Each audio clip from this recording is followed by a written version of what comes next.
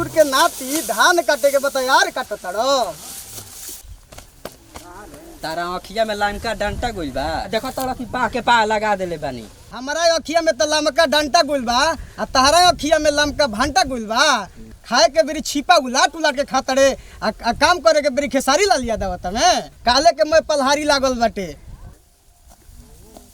मारा बाबू मारो कल नाच देखे गई रहे चल ससुरा काट धान ससुर के नाती खाली खेसारी लाल हमर सोनावा को रोजनी फोनवा लेले बा नैहर के यार सोड़िया जो बम पे का हो तू तो हमारे के जब देखो तब तंग करके रख दे वाला ना बोला अरे हम तोहरे से प्यार करी ना ई मत सोचो कि हमर बियाह हो गइल बा तो तोहरे के भुला गइल बानी तारा से तो वादे कोइले रही अरे भौजी के कार ले बतियावत हो का जी देवर जी के कार ले बतियावत अरे हमारा स्कूल के फ्रेंड ही है अरे हई धान लागल बा काटल नहीं जाता रा ए देवर जी काटी जाना रौरा सब एक तो रौरा सबके लेके अइबो कोई नहीं हो साथे और ऊपर से कहतन जे धान काटी गांव समाज देखी तो का कही कि भौजाइए से धान कटवातो सन और रख रे जूलिया तोरा से बाद में बात करत चलो खाली यार ले बतियावत तड़ू चलो कह हो बेटा हुआ कहला तो कहला कहिए जा मारम के आंधी बूंधी आ जाए चल ए बार कहत घरे भैया ले चल अरे जाना लो हैला बेटा हुआ बोल के देखा देख तू पटा ले रहे दो की वाला जूली रखत है द बतियाली तो काट देलू काहे हमरा के डिस्टर्ब करे लहो काट देलू मने कहनी है बतियावे खातिर तो काट देलू पूजवा ले रनिया ले बतियावे लो तो हम कुछ कहे जाई ना देखले बारू बतियावा ना और सही रहरी में धराई रह पोल मत खोलबाबा चलो दोसर कोई कही तो चलो तड़ू दोसर कोई के बात मानो उठावा हन धके हम ना उठाई अरे खड़ा खो चलो उठावा चलो ए बार तो कहबे करम भाई तनी बढ़िया ले ढंग से उठावा बड़ी में लेके आ तो उठा हट बेटा हुआ आ उठ जा अपने से फिर तो खाली हमार देखा हिचकी करे अब काट अपने माई बहनिया के कटबा अब चलो इधर तो कहबे करम चलो काट त का करी हन तार भैया अपने तो सुखल पुआ बड़ा उ हमार का उखड़ी है ठीक है बा चलो ये झंड बा साला बियाह शादी कइलन आदमी की राज भोगी हन आ हे जिया के धान काटत और सब बुढ़वा के करतूत बड़वे कहत रहे कि ए बेटी तू हमर बहू ना बेटी बड़ तहरा के हम रानी जैसा न घर में रखम नती के बेटा अरे का हो गइल रे काहे किसी आइल बड़ा लइकवन पे रे देखी बाबूजी हां का हो गइल तोरा रौरा ससुर बनी यही से लिहाज करत है लेहाज माने का करत रस तोरा का कबे लोग बोलत रस रे कबे ले देखत हम पतोहिया किसी आइल बिया एकरा के पतोहिया कतना मानल जने काहे कैसन ई खाली तंग करके रखले बड़ा सन बोली अब का कहत हनी ई का तोरा के कबे ले बोलत रस उल्टा से सुनत नहीं हम हाँ तो जैसन माई बाबू संस्कार दी हन वैसन नहीं ना बाल अब बच्चा माई बाबू के मत कह तू माई बाबू काहे कहलू जब कहलू तब माई बाबू के कहलू तू खाली हमरा लइका में कौन कमी बा तू खाली कहलू ऐसे ऐसे वो गांव समाज कहेला कि रौरा मौगा हन हाँ, बुढ़िया के चूड़ी हाथ में अपने पहन के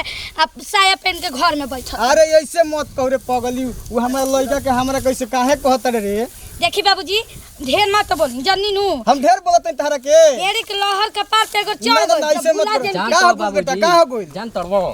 ई बोल का करत है का करत फोन ले खाली बतियावती फोन ले बतियावत के का ले बतियावत रे आ देखो का ले बतियावत रे हमर माई नहीं के हमर खानदान के खानदान हमर उजड़ गइल बा का तोर माई बिया तोर माई बिया तो खाली दिन भर माई ले बतिबे देखत नहीं खा के ले बतिया तू बोल बता के ले बतिया अरे बाबूजी रुक जाई देखो माई सजाई देखो का जाने अरे पेपर में देखा पेपर में से देखा पढ़ा लिखल है नी पढ़ा लिखल ना हां लिखल बा में पास हां का लिखल बता लिखल बा जो अपने बहू को मारेगा हां रुक जाए 6 साल के कैद हां वो तो 6 साल के ई कौन ना की थी महिला ये दादा के नीतीश कुमार निकल रहा है का ना लिखल बा नु हां तन तू ही बबुआ पढ़ के छीन ना मोबाइल के पढ़ के तन देखा तो का करे लिखल बा छोड़ ना तो जाते काट आवाज भेंट काट देम दाते काट लिखल दाते काट अदरी हो रे यही तरीका हमर नाम डूबे का रे पतोहिया अरे का भइले बाबूजी भैया का भइल कबे से नाम डूबे त जरा में खेत पर काटे आइल बड़े कि लड़े आइल बड़े एकरा काल से मत लिया के खेत पे मैं खाम काम ही काहे हो भैया माने साफ डाह के रख देले बाड़ू गांव घर का कही शिकायत मत हां बाबू बतियावत रहिनु का भैया कहलन त कहतन की कहत कि जुलिया ही हो जूलिया है तो ओकरा ले बतियावे के तनी तब ओकरा सुना दे तुसने बतिया के काहे के आके पटा लिहन कैसे पटा ली बतियावे के भइला त फोनवा काट देली है हां एकर क्लास लेबे के परी रुको तनी बबुआ भी फोन करत तनी हेने सुनी कंट्रोल में तनी रह के बात करी कंट्रोल बटिया उठा के जीभिया लगा के कबार कर आई हो हमनी के रहते बाबूजी के मुंह में माटी लगा दे माटी लगाई सही में तारा लागोदा नैहर में ना कैसे बुढ़वन के को पटक के आ लाते लाते कर के मुआ देले बनी आ आजकल के बेटा बा जहे देखा नारी उहे मुंह मारी आई हो दादा देखत नहीं ख चश्मा लगा के आइल बड़ी काटे जाती हमरा के देखो ये मारे कैसे न रहिया जा रे हमर करम कैसन पतो हम मिल गइल एकदम हमर नामे डुबा देलस कि सुंदर ऐसन बाकी छुछुंदर ऐसन ओय वो तो क्या हो बाबू क्यों मारत रे दा का हो बुढ़ऊ अरे ई का करत रे देखे में बढ़िया नाम डुबी के साला होय देखई तो मारत ये दादा काहे हो ई नाम ढेर गरम हो गल का दादा देखा बोलले ना तो उठा के आ पटक दे आ ना तो धक के कबूतर बनी ऐसे अरे ना हो दादा फेंक के मर जीवा ऐसा ही कर तू मैं लइकन सब लइकन के सामने शिकायत करे बुझाए दादा ई कह कि जे गांव नहीं के जुटो और हम गांव रहते जी का करते दादा ये बाबूजी बाबूजी मत कह हमरा के बाबूजी ए मत बुढ़ऊ। कह ए बुढ़ऊ ना सुनाई ना बात। का सुनी चप्पल चला के आई मार हो दिया दादा, बाबूजी हमर- कभी बात सुनावत रू देखा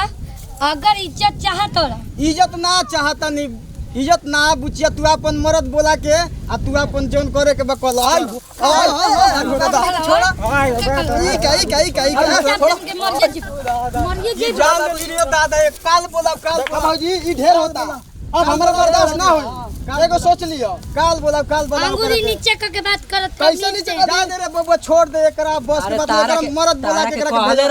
कहले रहनु कि वो गांव में मत जे मत जा, अरे हम का जनी है बबुआ। तू बुझला ना सुना, जाके हो जी सुना। आई हो तो हेने तेरी बात हमर सुना जान बबुआ, ले हेने सुना। ओ गांव के लड़की दबंग ऐसन तारे गांव निहन ना कि छत से भागेली सन अरे आई का है तो दबंगी देखत नहीं की कि अपना ससुरे के जूता चप्पल लाती ले मारतिया ये मुआ दी पतो ये दबंग है, काल बोला बबुआ काल बोला लाग के एकरा मरद देता ई बात से मनी हन